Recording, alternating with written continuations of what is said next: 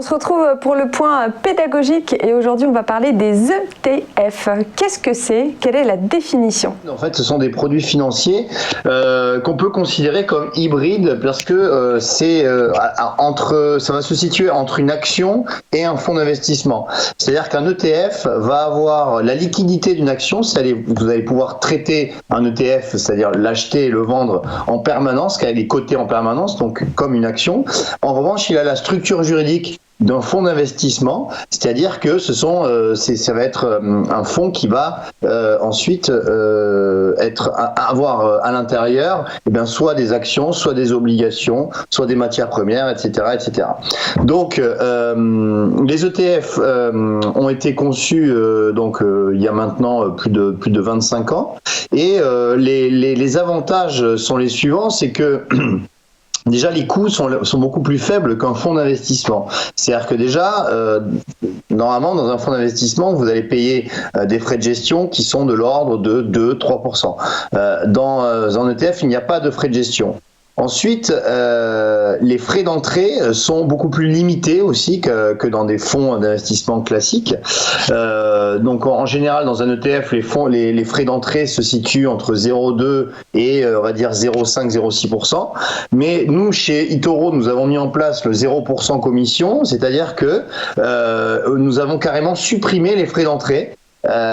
Donc c'est chez eToro, donc ça coûte 0 euros lorsque vous investissez dans un ETF.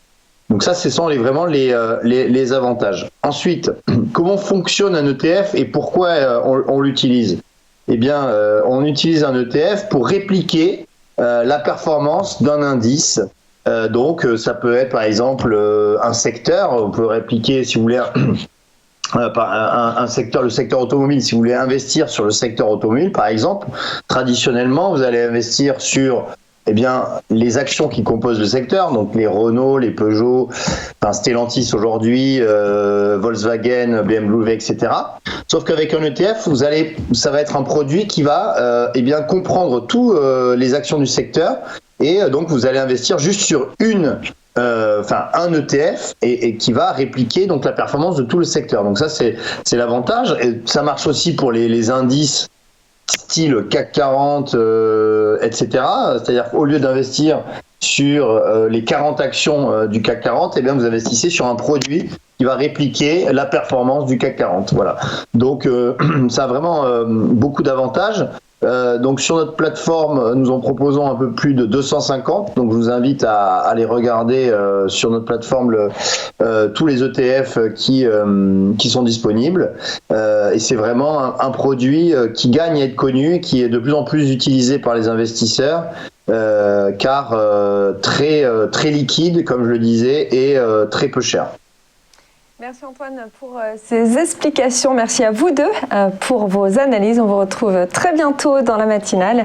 Et pour tout savoir de ces mouvements du CAC 40, rendez-vous tout au long de la journée sur notre site internet www.tvfmedia.fr. Vous pourrez suivre l'évolution des indices boursiers à tout moment et en temps réel. Tous nos contenus, les replays, les interviews et nos analyses.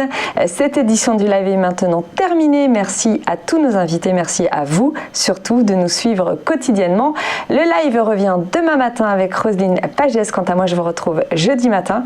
En attendant, je vous souhaite une excellente journée.